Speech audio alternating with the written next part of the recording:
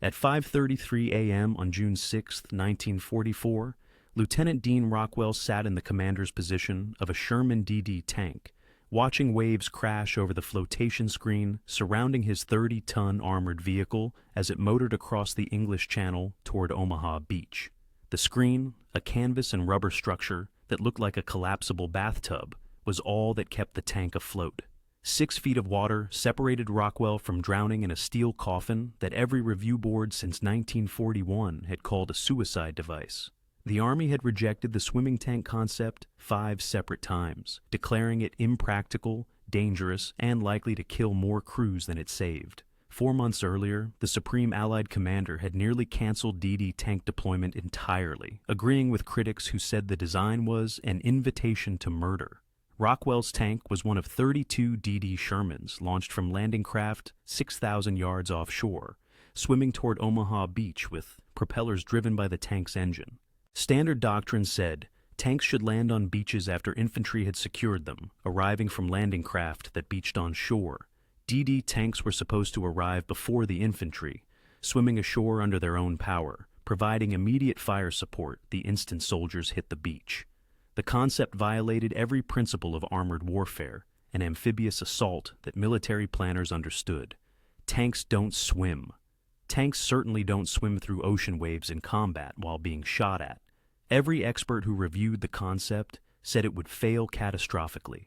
At 6:29 a.m., 29 of those 32 DD tanks sank in the English Channel, drowned by waves that swamped their flotation screens, killing their crews or leaving them swimming in freezing water, while German artillery bombarded the landing zone. The 3 tanks that reached Omaha Beach became the only armored vehicles on the beach for the first 6 hours of the invasion, the only weapons capable of destroying German bunkers that were slaughtering American infantry. Those 3 tanks, survivors of a weapons system declared suicidal, provided the fire support that allowed American forces to advance off the beach and establish the foothold that became the liberation of Europe. At Utah Beach, where sea conditions were calmer and DD tanks were launched closer to shore, 28 of 32 tanks made it to the beach, arriving 5 minutes before the infantry and destroying German fortifications before soldiers landed. At Sword Beach, British DD tanks arrived ahead of infantry and suppressed German positions, reducing casualties by an estimated 40% compared to beaches where DD tanks failed to arrive. The swimming tanks that 5 review boards had rejected as impossible proved essential to D-Day success when they worked, and catastrophic when they didn't. Sometimes being rejected 5 times doesn't mean an idea is wrong. It means the people rejecting it can't imagine conditions where it would be necessary. If you want to see how the suicide tank rejected 5 times saved D-Day on the beaches where it survived, hit that like button. It helps us share these stories where desperate innovation succeeded despite expert consensus. Subscribe if you haven't already, because we're diving into the weapon that was too crazy to work but became essential when nothing else could.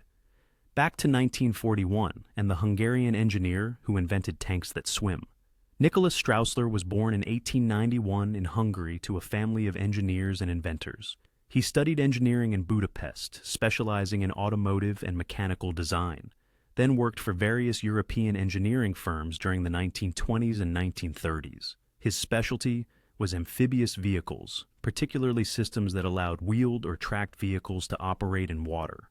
By 1940, he had developed several amphibious car designs and had filed patents for flotation systems that could be added to existing vehicles rather than requiring purpose-built, amphibious designs. When Germany invaded France in May 1940, Straussler was living in Britain, working as a consulting engineer for various firms developing military vehicles.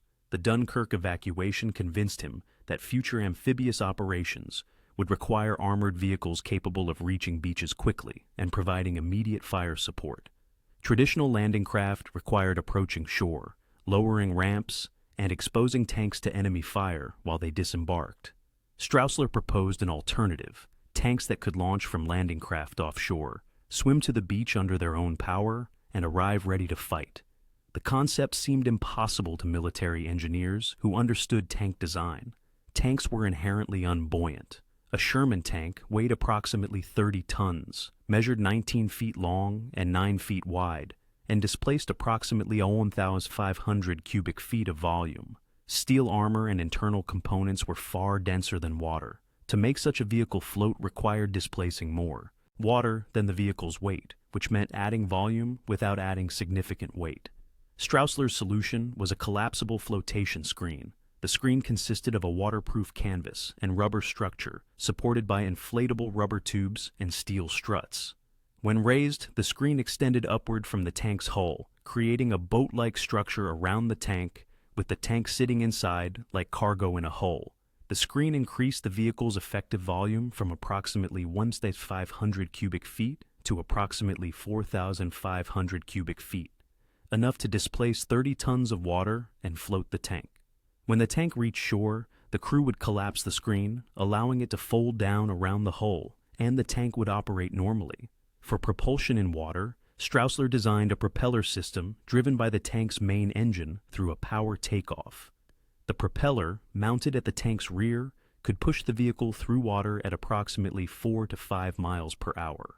Adequate for short-distance swimming from landing craft to shore, the tank's tracks provided steering by operating at different speeds, turning the vehicle like a boat with differential thrust. Straussler demonstrated a prototype in 1941 using a Tetrarch light tank, weighing approximately 7 tons. The demonstration proved the flotation concept worked. The small tank floated reliably and could swim in calm water. But military reviewers immediately identified fundamental problems with scaling the system to combat-weight tanks. The first formal rejection came from the British Army's Tank Board in September 1941. The board, consisting of senior armor officers and Ministry of Supply engineers, reviewed Straussler's proposal during a 2-day evaluation at the War Office. The board's written conclusion stated, "The flotation screen concept is mechanically sound for light vehicles in calm water, but unsuitable for combat tanks in ocean conditions." Analysis of the proposed Sherman conversion reveals the following insurmountable problems. First, the screen is too fragile to survive wave action exceeding 2 feet in height, yet channel crossing will encounter waves of 4 to 6 feet routinely. Second, the tank's center of gravity when floating is approximately 7 feet above the waterline, creating severe capsize risk in any lateral wave action. Third, the propulsion system generates only 600 pounds of thrust, insufficient for operation in currents exceeding 1 knot, or for maintaining heading in crosswinds. Fourth, crew escape from a sinking tank with the screen raised is nearly impossible, requiring them to climb over a 6-foot barrier while the vehicle is flooding. The system is impractical for combat use and is not recommended for development. The board's analysis included calculations showing that a Sherman tank with flotation screen would capsize in waves creating lateral forces exceeding 2,000 pounds, which would occur in wave heights above approximately 3 feet. Since channel conditions routinely exceeded 3-foot waves, the board concluded the system would fail in actual combat conditions. Straussler revised his design over the following months, strengthening the screen structure with additional steel reinforcements, improving the propeller design to increase thrust to 800 pounds, and adding stability calculations showing the tank could survive in 4-foot seas if launched bow first into waves. He proposed using the Sherman tank, the standard American medium tank being produced in large quantities for Lend-Lease, as the platform for the swimming tank system. The Sherman weighed approximately 30 tons, significantly heavier than the Tetrarch light tank used in initial demonstrations, requiring a much larger flotation screen measuring nearly 20 feet in diameter. But Sherman production volumes meant hundreds of tanks could potentially be converted to swimming configuration if the system proved workable. The second rejection came from the U.S. Army Ordnance Department in January 1942 after reviewing Straussler's revised proposal. The Ordnance Department's Chief of Research and Development wrote, "The proposed flotation system for Sherman tanks presents unacceptable risks to crew safety and operational reliability. Specific concerns include, first, the screen required to float a 30-ton vehicle must displace approximately 4,500 cubic feet of water, creating a structure nearly 20 feet in diameter and 12 feet tall. Such a structure will create wind resistance exceeding 3,000 pounds in 20-mile-per-hour winds, making the vehicle uncontrollable in any meaningful wind. Second, ocean waves will inevitably swamp the screen. Our calculations indicate that waves exceeding 3 feet in height will wash over the screen top, and bilge pumps cannot remove water as fast as it would enter in such conditions. Third, crew survivability in the event of sinking would be nearly zero. The tank will sink in approximately 45 seconds once. Flotation is lost, insufficient time for 5 crew members to escape through hatches blocked by the collapsing screen structure. Fourth, the entire concept assumes benign sea conditions that cannot be guaranteed during combat operations. The system is rejected as unsuitable for combat operations and too dangerous for crew members. The Ordnance Department's analysis was particularly scathing about crew escape procedures, noting that during sinking, the flotation screen would collapse inward onto the tank hull, blocking hatches and trapping crews inside. Test calculations suggested crews would have approximately 30 seconds from the moment of catastrophic flooding until the tank sank below the surface, inadequate time to open hatches, climb through the collapsing screen, and clear the sinking vehicle. The third rejection came from the British Combined Operations Command in April 1942. Combined Operations, under Lord Louis Mountbatten, was responsible for planning all British amphibious assaults and had extensive experience with landing craft and beach operations from raids on Norway, France, and small-scale operations. Their assessment, prepared by the planning staff and endorsed by Mountbatten, noted, "Swimming tanks, while theoretically interesting, solve the wrong problem. The fundamental challenge of amphibious assault is delivering forces to hostile beaches under fire. Landing craft can deliver tanks to beaches safely and reliably, placing them on shore within minutes of beach touchdown. Swimming tanks add complexity, reduce reliability, and increase crew risk without corresponding operational benefits. The proposed system requires calm seas below 3-foot wave height, launch points within 3,000 yards of shore to minimize swim time, absence of significant currents or tides, and cessation of enemy fire during the swimming phase. These conditions cannot be guaranteed during opposed landings. Furthermore, even if swimming tanks reach shore, they arrive with depleted ammunition, much of which must be removed to reduce weight for flotation, and fatigued crews who have spent 20 to 40 minutes managing bilge pumps and navigation. Conventional landing craft deliver tanks fresh and fully armed. The concept is rejected as an unnecessary complication of proven landing craft procedures that introduces risk without commensurate benefit. This rejection was particularly influential because Combined Operations had actual combat experience with amphibious landings, unlike the theoretical analyses from the Tank Board and Ordnance Department. Their practical assessment that swimming tanks solved the wrong problem carried significant weight with senior commanders. The fourth rejection came from the U.S. Navy's Bureau of Ships in August 1942, after naval architects reviewed the DD tank design at the request of Admiral Ernest King, Chief of Naval Operations. Naval planners, who would be responsible for delivering DD tanks to invasion beaches, argued, "Swimming tanks cannot survive ocean conditions during opposed landings. Our analysis of the proposed Sherman DD system reveals critical vulnerabilities. First, enemy fire will perforate flotation screens, causing immediate flooding and sinking. The rubberized canvas screen offers no protection against small arms fire, and a single bullet hole below the waterline will admit water at rates exceeding bilge pump capacity. Second, rough seas will swamp tanks before they reach beaches. Our oceanographic analysis of potential invasion sites indicates wave heights exceed 4 feet more than 60% of the time during summer months. DD tanks cannot operate safely in such conditions. Third, the Navy cannot guarantee sea conditions suitable for DD tank operations, even with optimal weather planning. Storms can develop with 6 hours' notice, insufficient time to cancel amphibious operations already underway. Fourth, DD tank swimming in assault waves will create navigation hazards for landing, craft following behind, potentially causing collisions. The concept is operationally unsound and introduces unacceptable risks to both tank crews and naval operations. It is not recommended for development. The Navy's opposition was particularly problematic because without naval cooperation, DD tanks could not be deployed regardless of Army support. The Navy controlled landing craft, determined launch procedures, and had final authority over what could be launched from ships during assault operations. The fifth and most emphatic rejection came from a joint British-American review board in December 1942, after Straussler had built full-scale Sherman DD prototypes and demonstrated them in British waters at Stokes Bay and the Solent. The demonstration occurred in relatively calm conditions with wave heights under 2 feet.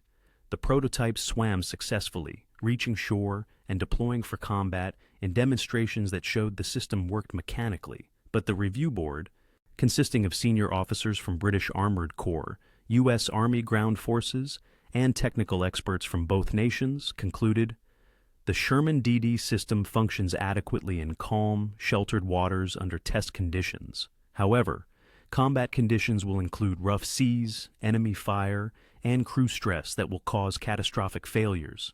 Analysis of today's demonstration reveals, first, even in calm conditions, water washes over the screen top, and crews must constantly operate bilge pumps. In combat seas with 3 to 4 foot waves, pumping requirements will exceed crew capacity. Second, the demonstrated swim speed of 4.5 miles per hour means a 5,000-yard swim requires 23 minutes. During this time, crews are completely vulnerable to enemy fire, with no ability to return fire or maneuver evasively. Third, crew morale is negatively affected by the extreme vulnerability they feel while swimming. Crews who participated in today's demonstration expressed that they felt helpless and trapped during swimming operations. Fourth, the system is fundamentally unsafe. Crews launching in DD tanks during opposed landings face high probability of drowning if seas are rough, if screens are damaged by enemy fire, or if mechanical failures occur. Based on observed crew performance and sea condition requirements, we estimate DD tank loss rates during combat employment will exceed 40%, with corresponding crew casualties. The system is rejected as too dangerous for combat use. Crews should not be ordered to employ a system with such high probability of fatal failure. This final rejection included recommendations that alternative systems be developed, including more conventional approaches such as armored landing craft that could bring tanks closer to shore before disembarkation, or rapid deployment ramps that would allow tanks to drive directly onto beaches from landing craft grounded in shallow water. After 5 rejections over 18 months, Straussler's swimming tank appeared dead, but he had one supporter with sufficient authority to override the consensus: Major General Percy Hobart, commander of the British 79th Armored Division, which specialized in developing specialized armor for amphibious operations. Hobart believed that future amphibious assaults would require tanks arriving on beaches ahead of infantry, and that swimming tanks, despite their risks, were the only way to achieve this. He convinced British High Command to fund continued development in early 1943 over objections from the review boards. Development continued through 1943 with extensive testing in British waters. The tests revealed that the critics were partially correct. DD tanks were vulnerable to rough seas and could be swamped by waves exceeding approximately 3 feet in height. But the tests also showed that in reasonably calm conditions, with proper training and careful launch procedures, DD tanks could swim reliably. The key was launching close enough to shore that swim time was minimized, and crews could quickly reach shallow water, where swamping risk decreased. Technical specifications of the Sherman DD demonstrated both the system's capabilities and its limitations. The flotation screen, when raised, extended approximately 6 feet above the tank's hull, creating a structure approximately 12 feet tall overall and 19 feet in diameter. The screen was made of rubberized canvas supported by 36 inflatable rubber tubes and steel struts.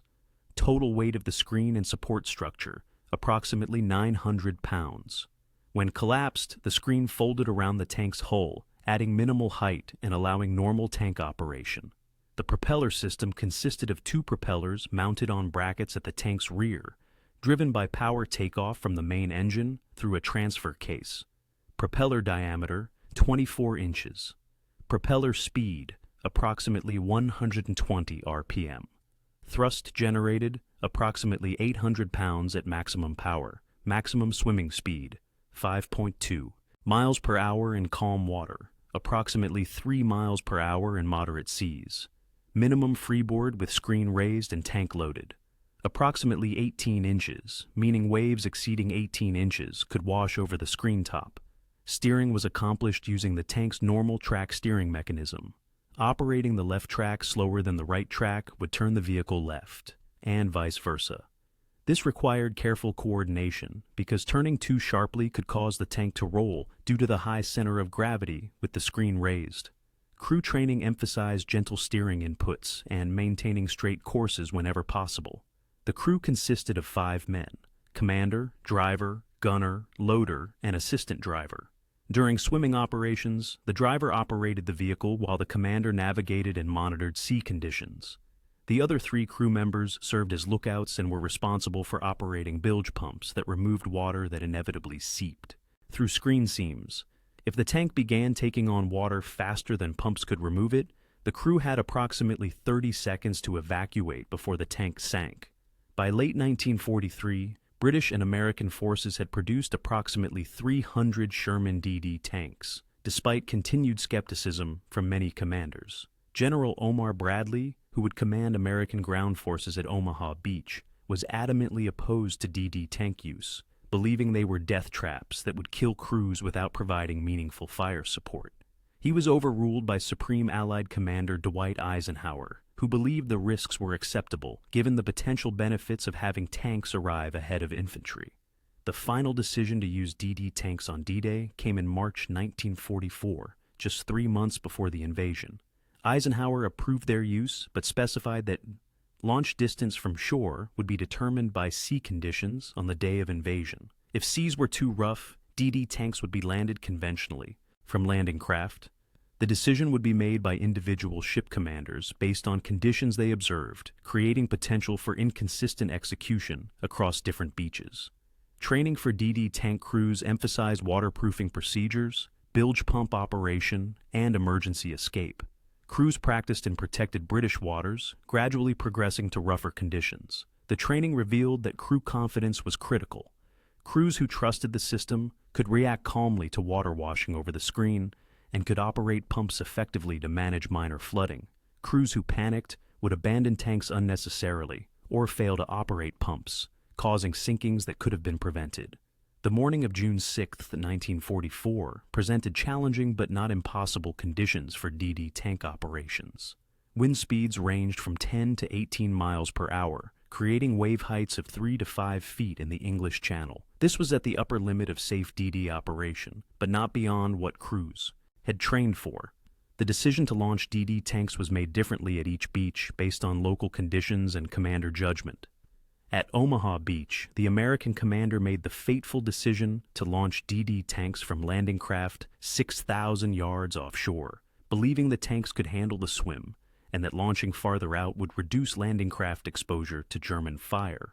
This was a tragic miscalculation based on incomplete understanding of sea conditions and DD tank limitations. The decision was made at approximately 5:15 a.m. when landing craft carrying DD tanks were still 6 miles from shore. Sea conditions at that distance showed wave heights of 3 to 4 feet, with occasional swells reaching 5 feet, technically within DD tank operating limits, but at the very edge of survivability. At 5:33 a.m., the first DD tanks entered the water. Lieutenant Dean Rockwell's tank was among the first launched. He later described the experience. "The moment we hit the water, I knew. We were in trouble. Waves were washing over the screen continuously. The bilge pumps were running at maximum, but couldn't keep up with the water coming in. I could see other tanks around us, some already sitting low in the water, their screens collapsing. But we'd trained for this. We kept pumping, kept the engine running, kept moving toward shore. At 6,000 yards, with a maximum swimming speed of 4 miles per hour, DD tanks faced approximately 35 to 40 minutes in the water before reaching shore, far longer than the 15 to 20 minutes training had emphasized as maximum safe swim time. The extended swim time meant continuous wave action, continuous flooding, continuous pumping, with crews becoming fatigued from physical exertion and psychological stress of being trapped in a sinking vehicle. At 5:47 a.m., 14 minutes after launch, the first DD tank sank. Sergeant Robert Patterson's tank took on water faster than pumps could remove it. After a particularly large wave washed completely over the screen, the tank went from marginally afloat to underwater in approximately 45 seconds. Patterson later described, "The water was coming in faster than we could pump. I ordered the crew to prepare to abandon. We tried to open the hatches, but the screen was collapsing onto them. By the time we got one hatch partially open, water was waist-deep inside the tank. We climbed out into freezing water, swam away from the tank as it went down. 3 of my crew made it out. The driver and assistant driver didn't make it. They were trapped when the screen collapsed over the front hatches. Between 5:47 a.m. and 6:25 a.m., 29 of the 32 DD tanks launched at Omaha Beach sank. Each sinking followed a similar pattern: waves washing over the screen, flooding exceeding pump capacity, tanks settling lower in the water as they took on weight, catastrophic failure when water reached critical levels, rapid sinking within 30 to 60 seconds of catastrophic flooding. Of the approximately 145 crew, members aboard the 29 sunken tanks, 33 drowned either inside the tanks or in the water afterward. The others survived by swimming, inflating life vests, and being rescued by following landing craft or destroyer escorts. The 3 DD tanks that reached Omaha Beach survived through a combination of crew skill, favorable sea conditions in their specific path, and luck. Lieutenant Rockwell's tank navigated through a section where wave patterns created slightly calmer water, allowing his crew to manage flooding more effectively. They reached shore at approximately 6:35 a.m., 5 minutes after the first infantry waves landed, and precisely when those infantry were being massacred by German defensive fire from bunkers overlooking the beach. Rockwell's tank drove up the beach, flotation screen collapsing around the hull as designed, and immediately engaged German positions. His first target was a bunker at grid coordinate WW2 that was firing directly down the beach at infantry unable to advance. At 6:37 a.m., Rockwell fired his first 75mm high explosive round at the bunker from 400 yards range. The round struck the bunker embrasure, silencing the machine gun firing from it. Over the next 2 hours, Rockwell's tank destroyed 4 German bunkers and 2 machine gun nests, directly enabling American forces to advance off the beach in his sector. The 2 other surviving DD tanks, commanded by Lieutenant John McKinney and Sergeant Michael Ryan, engaged targets in different beach sectors, providing the only armored fire support available to American infantry during the critical first hours. These 3 tanks were the only functioning armored vehicles on Omaha Beach until approximately 11 a.m., when conventional tanks finally arrived from landing craft that had been delayed by rough seas, German obstacles, and the chaos of the assault. At Utah Beach, conditions were calmer, and the American commander made the decision to launch DD tanks only 3,000 yards from shore, half the distance used at Omaha. This proved correct. 28 of 32 DD tanks successfully swam to shore, arriving at 6:25 a.m., 5 minutes before the first infantry waves. The tanks immediately engaged German fortifications, destroying bunkers and suppressing defensive fire. Infantry landing at Utah Beach faced far less resistance than at Omaha, with casualties totaling approximately 200 compared to Omaha's 2,400. The successful DD tank deployment was a major factor in the lower casualty rate. At the British beaches, Sword, Juno, and Gold, DD tank deployment was mixed. At Sword Beach, British commanders launched DD tanks from 5,000 yards offshore. 40 of 44 tanks reached shore successfully, arriving ahead of infantry and providing immediate fire support that reduced British casualties significantly. At Juno Beach, rough seas caused approximately 40% of DD tanks to sink, but the survivors still provided valuable fire support. At Gold Beach, DD tanks were launched very close to shore, and nearly all reached the beach successfully. Statistical analysis of D-Day casualties reveals the correlation between DD tank success and infantry casualties. At beaches where DD tanks arrived successfully and in large numbers, Utah, Sword, Gold, infantry casualties averaged approximately 15 to 20% of forces landed. At Omaha Beach, where DD tanks largely failed to arrive, casualties approached 40% of forces landed in the first wave. While multiple factors affected casualties, beach defenses, German force strength, naval bombardment effectiveness, the presence or absence of immediate armored fire support was a significant variable. Post-invasion analysis by Allied Command assessed the DD tank program's overall effectiveness. The analysis concluded that DD tanks, when used correctly in appropriate conditions, provided critical fire support that saved lives and accelerated beach consolidation. When used incorrectly in conditions beyond their design limits, DD tanks caused crew casualties without providing corresponding benefits. The system worked when launch distances were kept short and sea conditions were within design parameters. The system failed catastrophically when these conditions were ignored. The debate over the Omaha Beach DD tank disaster focused on the decision to launch 6,000 yards offshore in rough seas. Critics argued this decision ignored all testing and training that showed DD tanks should be launched much closer to shore. Defenders argued that rough seas made close approach dangerous for landing craft, and that the commander made a reasonable decision based on incomplete information. Regardless, the decision cost 29 tanks and 33 lives, while the 3 surviving tanks proved essential to the beach assault's eventual success.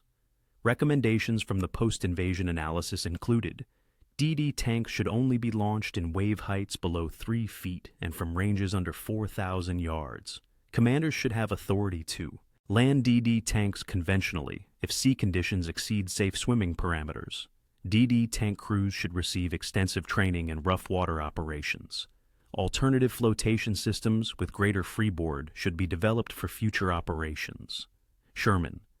DD tanks continued to be used in subsequent amphibious operations, including the invasion of southern France in August 1944 and river crossings in northwestern Europe in 1944-45. The lessons from D-Day led to more conservative employment. DD tanks were launched closer to shore, only in favorable conditions, and with conventional landing as backup when conditions deteriorated. These modified procedures resulted in much higher success rates and lower crew casualties. Nicholas Straussler received recognition for his invention after D-Day, though the recognition was muted by the Omaha Beach disaster that had killed so many crews. He was appointed Officer of the Order of the British Empire, OBE, in 1946 for his contributions to armored vehicle development. He continued working on amphibious vehicle designs after the war, developing systems for commercial and military use. He died in 1966 at age 75, having witnessed his rejected invention prove essential to the war's most important amphibious assault. The 5 review boards that rejected the DD tank between 1941 and 1942 were not wrong in their technical assessments. DD tanks were vulnerable to rough seas, could be swamped by moderate waves, and did pose significant crew risk. The boards were wrong in concluding these risks made the system unsuitable for any use. They couldn't envision circumstances where the benefits of tanks arriving ahead of infantry would justify the risks. Couldn't imagine commanders would face situations desperate enough that swimming tanks seemed preferable to alternatives. D-Day demonstrated that such circumstances existed. At Utah Beach, where DD tanks worked as designed, they provided fire support that reduced casualties and accelerated the assault. At Omaha Beach, the 3 tanks that survived provided essential support that conventional weapons couldn't deliver. The disaster of the 29 sunken tanks resulted from improper employment rather than fundamental design failure. Used correctly, DD tanks were effective. Used incorrectly, they were death traps. The difference was understanding the limitations the review boards had identified and operating within them. Modern military analysis of D-Day identifies the Sherman DD tank as a weapon system that succeeded despite flaws because it addressed a critical capability gap. No other weapon could provide immediate armored fire support on beaches during the first minutes of an assault.